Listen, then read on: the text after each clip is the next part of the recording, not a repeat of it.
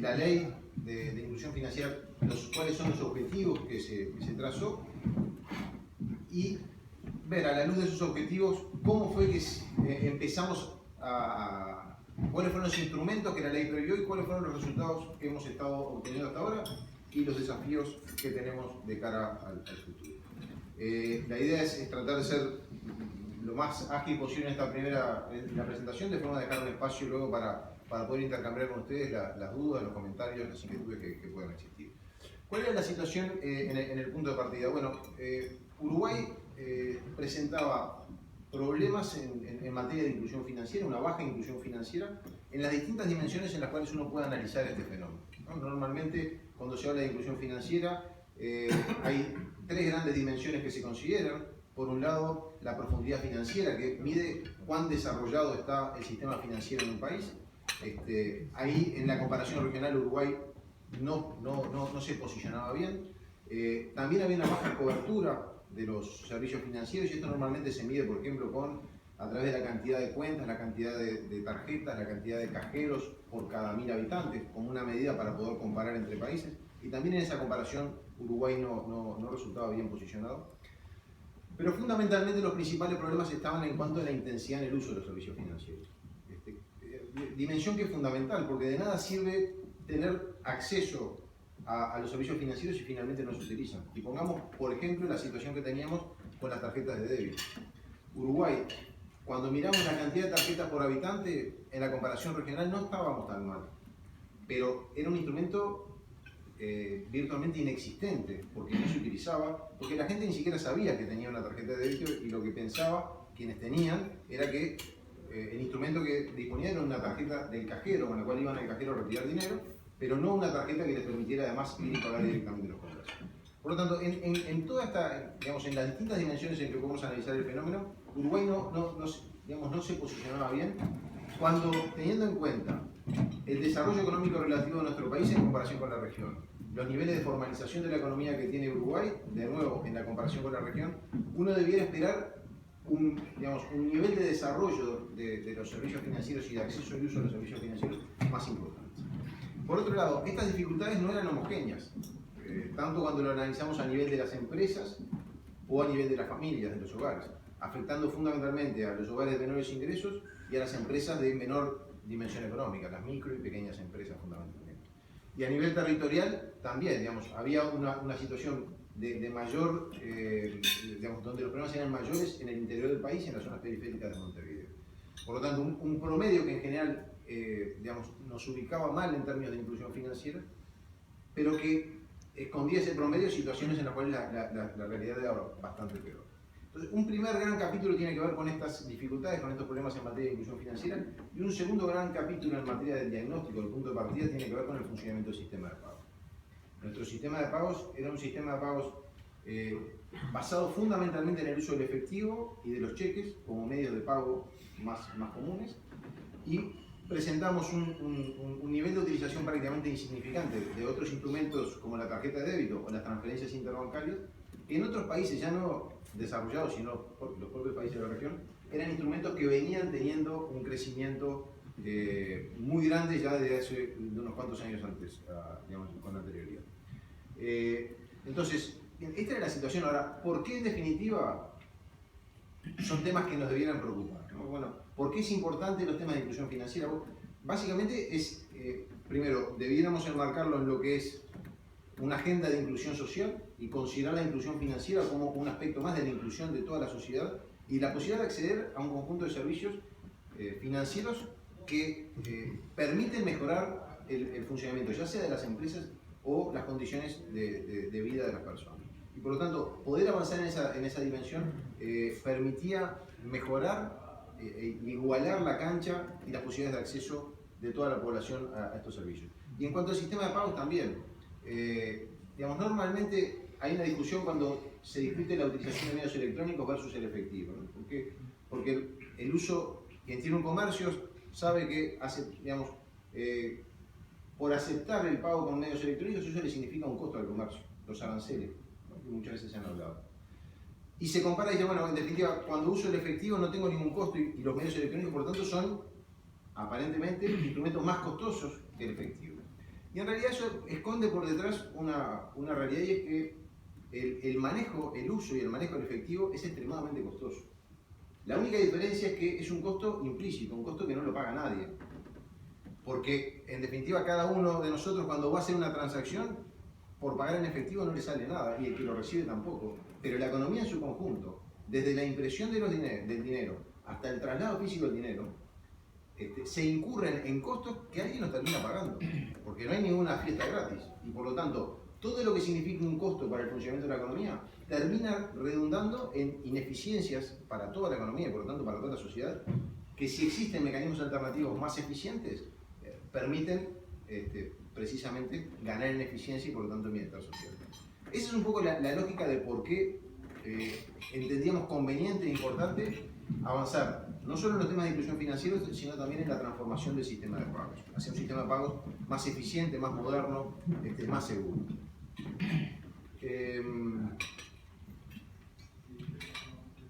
Bien, ¿cuáles fueron las medidas que fuimos adoptando previo a la implementación de la ley?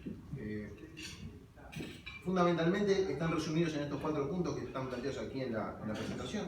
Hubo un conjunto de medidas que apuntaron a promover la expansión de las redes de puntos de venta, los que se conocen como los POS, los aparatitos por los cuales uno pasa la tarjeta y puede hacer una transacción con medios electrónicos. Había una serie de dificultades que hacían que para los comercios, en particular para los pequeños comercios, fuera muy complejo poder acceder a esta tecnología, porque había costos elevados,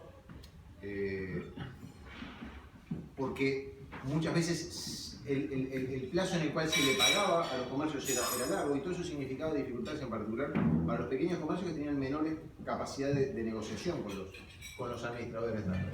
Por lo tanto, se estableció en el marco de la Ley de Promoción de Inversiones un conjunto de medidas de fomento a la inversión en las redes de POS con contrapartidas. O sea, exoneraciones tributarias que aumentaban con el compromiso de extender las redes, y cuanto mayor fuera la expansión de las redes, mayor eran los beneficios tributarios que se obtenían, y simultáneamente que esos beneficios se trasladaran al comercio en términos de un menor arrendamiento, un menor costo del arrendamiento que para el comercio tiene el aparatito, el dispositivo, el POS. Se subsidió además el costo del arrendamiento de los POS para los pequeños comercios, y se estableció una menor retención de impuestos para los comercios de menor dimensión, de reducida dimensión económica. Además, se rebajaron los aranceles y se estableció un cronograma adicional de rebajas. Fíjense que acá estamos, esto se estuvo trabajando sobre fines del año 2011. En ese momento el arancel máximo por el uso de la tarjeta de débito era de un 7%. Cuando en definitiva no hay ningún riesgo de crédito, porque hay una diferencia, tenemos que tener clara la diferencia entre la tarjeta de débito y la tarjeta de crédito. Cuando usamos una tarjeta de débito, lo que estamos usando es el dinero que tenemos en la cuenta. Nadie nos presta dinero, simplemente estamos usando el dinero que tenemos, que en lugar de tenerlo en la billetera, lo tenemos en la cuenta y lo pagamos directamente con la tarjeta y sale ese dinero en nuestra cuenta. Por lo tanto, no hay riesgo. A diferencia de la tarjeta de crédito, que sí, que nosotros estamos comprando sin tener el dinero, alguien nos financia y alguien asume el riesgo de que eventualmente no le paguemos. Y ese riesgo, bueno, tiene un costo. Pero en la tarjeta de débito es simplemente la utilización del dinero que tenemos en nuestra cuenta. El arancel era de un 7%, el máximo, y que lo pagaban fundamentalmente los comercios más chicos. Se logró a fines del año 2011 un acuerdo que implicó una rebaja importante, llevando el arancel al 2,5%, lo cual significó una reducción muy importante para los pequeños comercios, que eran los que pagaban ese arancel máximo. Y eso, vamos a ver algunos resultados luego, permitió una expansión muy grande de la cantidad de POS en la economía. Se creó una figura de corresponsal financiero por parte del Banco Central, se estableció un sistema de garantía para las pymes, para atender una de las dificultades que tienen las pequeñas empresas, que es la ausencia de garantías para poder acceder a un crédito. Bueno, existe el SIGA como un instrumento que para las pymes les permite acceder al crédito en mejores condiciones, sea a menor tasa, a más plazo o un volumen mayor de crédito, contra la garantía que este sistema creado por el Estado otorga. Y también se trabajó mucho en los programas de educación financiera por parte del Banco Central. Estas fueron las medidas que se fueron implementando con anterioridad a la aprobación de la Ley de Inclusión Financiera. Surge la Ley de Inclusión Financiera, que se aprueba en abril del año pasado, que es una ley muy amplia, que tiene muchas disposiciones, pero en tren de poder agruparlas y concentrarnos en los temas más importantes, podemos agrupar las distintas disposiciones que están en la ley en torno a dos grandes objetivos. Un primer gran objetivo tiene que ver con la universalización de derechos, la democratización en el acceso al sistema financiero. Fundamentalmente se trata de promover la generalización en el acceso y en el uso de los servicios financieros, la universalización del acceso y el uso de los servicios financieros para toda la población, pero en particular para aquellos segmentos de la población que tenían mayores dificultades en acceder a los servicios financieros, los hogares de menores ingresos, las micro y las pequeñas empresas. Y cuando hablamos de acceso a los servicios financieros, estamos hablando de la posibilidad de acceder a medios de pago electrónicos, pero también a instrumentos de ahorro y el fomento del ahorro, y al mismo tiempo acceder en mejores condiciones al crédito. Como los tres grandes servicios financieros de los cuales se ocupa la ley: medios de pago electrónicos, ahorro y crédito.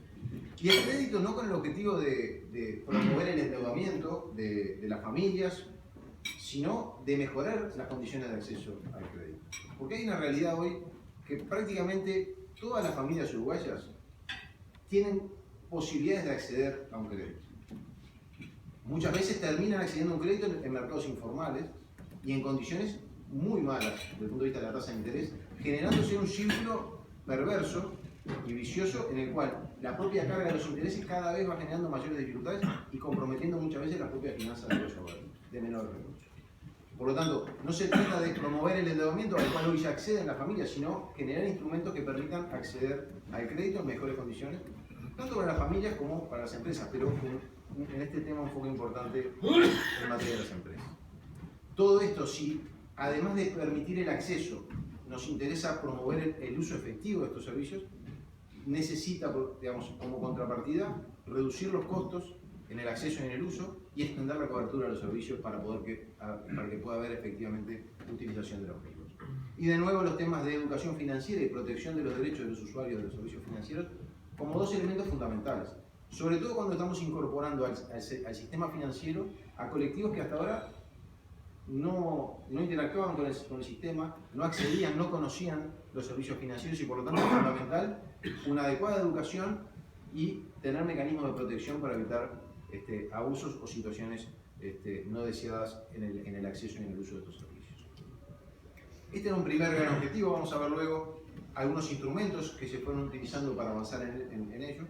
El segundo gran objetivo, que tiene que ver con el diagnóstico que planteábamos hoy, cuando veíamos el diagnóstico ya no teníamos problemas de inclusión financiera, hacia eso apunta el primer gran objetivo que veíamos, teníamos problemas en el funcionamiento del sistema de pagos, y esto refiere este segundo gran objetivo, que a lo que apunta es a transformar y modernizar el sistema de pagos.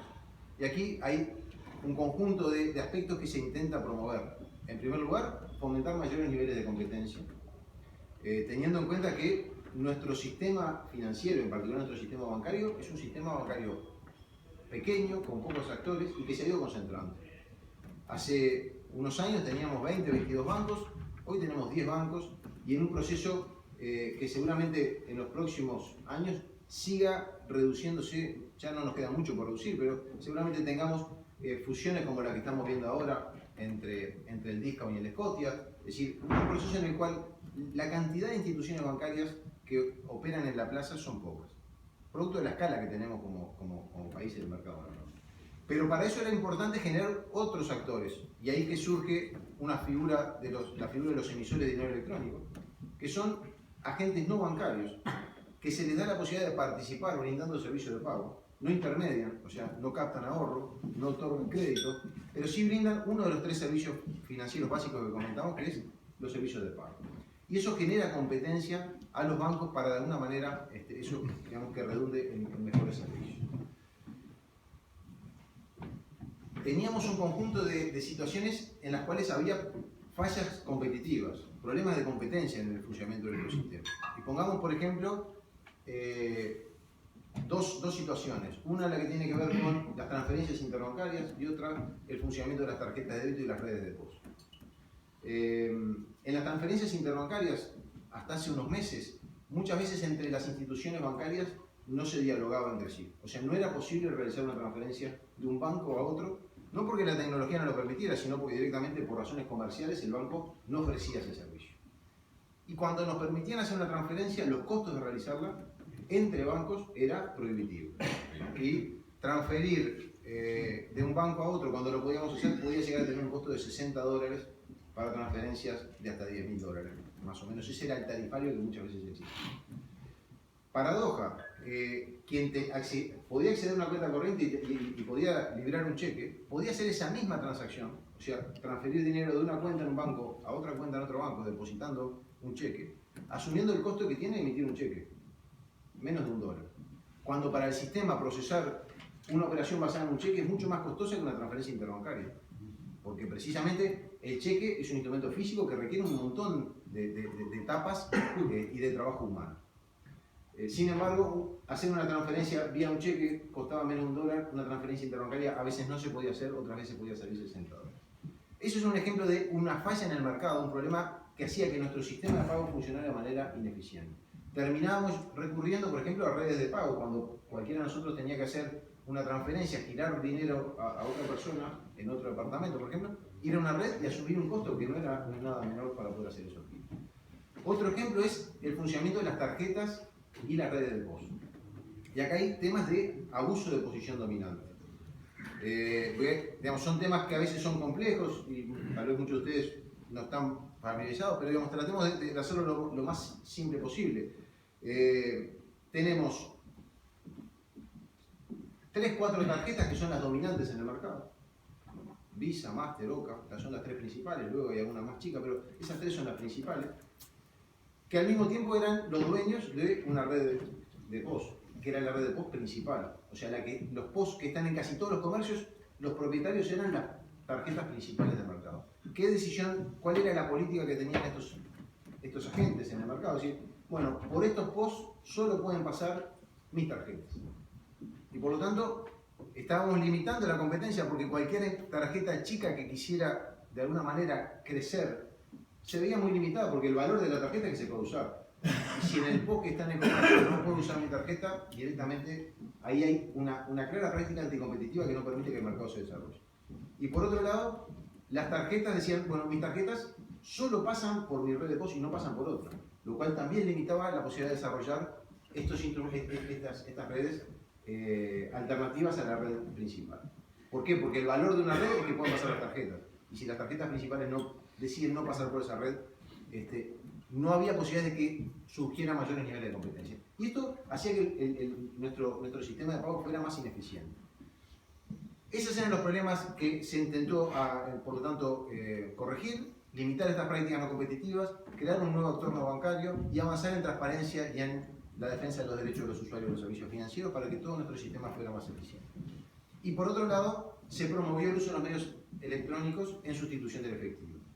Y acá, como comentábamos, porque esto implica mejoras en términos de eficiencia para la economía en su conjunto, por el costo que significa el manejo del efectivo, y al mismo tiempo ganancias asociadas a estas mejoras de eficiencia, ganancias de bienestar social para la sociedad en su conjunto. También, y no es un tema menor, las mejoras en términos, la contribución a mejorar las condiciones de seguridad, tanto de las personas como de los comercios, al manejar menores niveles de efectivo, el fomento de la formalización y el combate a la evasión tributaria, y también mejorar los controles en materia de lavado de dinero y financiamiento del terrorismo, que son actividades que utilizan al efectivo como canal para vehiculizarse. Entonces, estos eran, digamos, básicamente los objetivos que se perseguían vinculados a este segundo tema de la transformación del sistema de pagos. ¿Cuáles han sido los resultados preliminares que estamos teniendo? Pensemos que la ley se aprueba en abril del año pasado. El primer hito que se implementa es en agosto del año pasado con la rebaja del IVA. O sea, la ley de inclusión financiera se hizo conocida fundamentalmente a partir de agosto del año pasado porque empezó con la rebaja de los 4 puntos de IVA para los pagos que se hagan con tarjeta de débito y de 2 puntos de IVA para el pago con tarjeta de crédito. O sea, tenemos una ley que lleva un poco más de un año de implementada y muchas de las disposiciones recién se han implementado y otras están pendientes de implementación. Pero veamos los resultados preliminares. En primer lugar, tenemos un reglamento de interoperabilidad de las redes de POS, lo que comentábamos hoy. Hoy todas las tarjetas pueden pasar por todas las redes de POS y todas las redes de POS pueden aceptar a todas las tarjetas. Esto mejora la competencia y permite, por lo tanto, que los comercios tengan la libertad de elegir la red que les resulte más atractiva, que le brinde mejores servicios o menores costos, cosa que antes no se podía realizar. Tenemos un sistema de pagos interbancario que está operativo. Hoy funcionan las transferencias interbancarias entre todos los bancos con una reducción significativa del costo. Antes decíamos, tenían costos muy elevados, que podían llegar a ser de $60, pero no solo cobraba el banco que hacía la transferencia, sino que muchas veces también cobraba el banco que recibía el dinero. Bueno, hemos llegado a un nuevo acuerdo, un nuevo equilibrio, por el cual, bueno, el banco que recibe la transferencia no cobra, y desde el banco en el cual se realiza la transferencia, si se trata de personas físicas, el costo de la transferencia hasta $10.000 o $300.000 pesos es de $1,90 como precio máximo. Y para las empresas $3,80. Uno puede decir, bueno, es un avance, entendemos nosotros, muy significativo, que mejora las posibilidades de utilizar estos instrumentos, que cuando lo comparamos, por ejemplo, con el costo que tiene hacer un giro por hábitat o red pago, es bastante menor el costo de realizar estas transferencias. No obstante lo cual, a pesar de este avance, nosotros consideramos que sigue siendo un costo elevado. Fundamentalmente cuando uno lo compara con la alternativa de cuál es el costo que tiene para el usuario hacer un cheque y por lo tanto poder mover dinero de un banco a otro a través de un cheque. Por lo tanto, creemos que hay margen para seguir trabajando y seguir mejorando, seguir reduciendo los costos de esta operativa, pero sin duda esto ha sido un avance muy importante. Tenemos nuevos actores no bancarios que ya han sido autorizados por el Banco Central. Hoy ya tenemos 7 emisores de dinero electrónicos autorizados y prontos para operar y ofrecer los servicios. Pensemos que si tenemos 10 bancos que en el periodo, digamos, esto tiene menos de un año de que se reglamentó la figura de los emisores de dinero electrónico, ya tener 7 emisores autorizados y prontos para operar realmente demuestra que había espacio para que estos sectores comenzaran a trabajar y a competir con los bancos. Y hubo un incremento significativo de los pagos por medios electrónicos, y aquí les voy a mostrar un par de gráficas para ilustrar.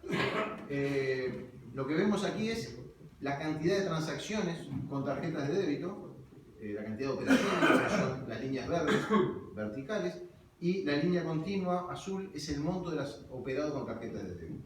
Lo que vemos acá, es, en la flecha roja, está marcando agosto del 2014, que es cuando empieza la devolución, la rebaja de los 4 puntos de IVA. Vemos que a partir de ese momento ha habido un crecimiento muy significativo del uso de las tarjetas de débito, que ha llevado a que se hayan los montos, tanto los montos como las cantidades de operaciones, se hayan quintuplicado.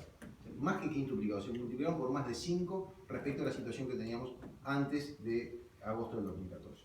Y esto es una transformación muy importante en los hábitos de pago de los uruguayos, en aspectos que tienen mucho de cultural. O sea, que hay una cuestión de hábito, de costumbre, de irnos acostumbrando a usar algo que para el que tiene la tarjeta y que estaba habituado a ir al cajero y retirar dinero, bueno, hoy es mucho más, debiera ser mucho más práctico y sencillo.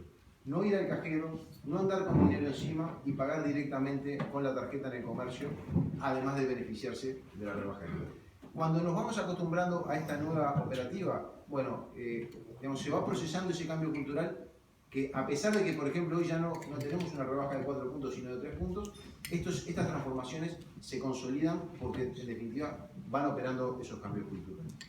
El otro elemento que traía para compartir con ustedes es la evolución de la cantidad de depósitos en la economía, que es el otro elemento fundamental. O sea, si nosotros no tenemos posibilidades de usar la tarjeta porque los comercios no la aceptan, va a ser muy difícil que el uso de la tarjeta de débito aumente. Y lo que vemos acá es como desde fines del 2011 hasta hoy, la cantidad de depósitos, o sea, la cantidad de comercios que aceptan medios electrónicos pasó de ser a poco más de 13.000 a más de 40.000 en la actualidad, a junio de este año. O sea que se ha más que triplicado la cantidad de depósitos en la economía en 3 años, lo cual también es un crecimiento y una evolución muy favorable que responde a los incentivos que desde las políticas públicas se fueron poniendo a disposición de los comercios. Y este crecimiento se dio fundamentalmente a nivel de los micro y pequeños comercios y a nivel del interior del país. No obstante, a nivel de micros y pequeños comercios, todavía hay muchísimos de estos comercios que no aceptan, y eso es parte de los desafíos que tenemos a futuro, que los voy a comentar sobre el final. Por otro lado, esas son todas transformaciones que tienen que ver con el funcionamiento del sistema de pagos. A partir del 1 de octubre se estableció la reglamentación vinculada al pago de remuneraciones, de jubilaciones y de beneficios sociales, que le da el derecho a todos los trabajadores, a todos los pasivos y a todos quienes reciben beneficios sociales de poder acceder a una cuenta bancaria o a un instrumento de dinero electrónico sin costo y con un conjunto de servicios básicos también gratuitos. De esta manera, lo que se logra por este mecanismo es una universalización en el acceso a las cuentas bancarias o a los instrumentos electrónicos. Todos los uruguayos, prácticamente todos los uruguayos sin excepción, trabajadores dependientes o no dependientes, independientes o no dependientes, dependientes o no dependientes, van a tener derecho a acceder a una cuenta sin costo, sin exigencias a los mínimos y con un conjunto de servicios básicos gratuitos, como por ejemplo la posibilidad de realizar hasta 8 transferencias mensuales sin costo. Tenemos un programa de ahorro joven que está operativo y funcionando, que establece subsidios al ahorro de los jóvenes cuando ese ahorro se destina al acceso a una solución habitacional. Hay un instrumento de crédito que se creó, que es el crédito de la nómina, que permite a todos los trabajadores y a todos los jubilados poder acceder al crédito en mejores condiciones en términos de tasa de interés. Un crédito acotado, limitado, en cuanto al porcentaje que puede representar del sueldo o de la jubilación, pero que es un instrumento que le permite efectivamente acceder en condiciones más favorables al crédito. Tenemos un sistema más competitivo porque tenemos más actores, como veíamos recién, además de los bancos, emisores de dinero electrónico, pero además porque el propio diseño de la forma en que se implementó el pago de remuneraciones hace que haya mayor nivel de competencia y una competencia que tiene como foco el usuario. Aproximadamente la mitad de los trabajadores ya cobraban previo a la ley a través de medios electrónicos, a través de una cuenta bancaria. ¿Cuál era la situación que tenía la mitad de los trabajadores que ya cobraban a través de una cuenta? Que el que decidía con qué institución, a través de qué institución se pagaba era el empleador, el patrón. Por lo tanto, había una negociación entre el empleador y la institución financiera del banco para acordar los términos en los cuales se brindaba ese servicio. Y de esa negociación que surgían beneficios adicionales para la empresa, que podría ser mejorar el acceso a los servicios financieros, por ejemplo, mejorar una línea de créditos, pero también en muchos casos implicaba que el banco estaba dispuesto a pagar para quedarse con el pago de la nómina. El ejemplo más claro y público es el de la Facultad de Ciencias Económicas. No, nosotros nos pagaban como docentes a través del Banco República, la facultad hizo un llamado, se presentó un banco privado que ofreció pagarle a la facultad para quedarse con el pago de la nómina. Entonces, ¿qué implicaba todo esto? Es que los bancos tenían como foco de su preocupación y de la competencia las empresas y ofrecerles mejores condiciones a las empresas para quedarse con el pago de la nómina. Los usuarios, los trabajadores que éramos clientes de esa institución pasamos a un segundo plano, porque en definitiva éramos un cliente cautivo del banco. A partir de la implementación de la ley de inclusión financiera es el trabajador que tiene el derecho a elegir. Y tiene el derecho no solo a elegir, sino el derecho a cambiarse si no está satisfecho con los servicios que le brinda la institución, con un plazo de permanencia mínima de 1 año.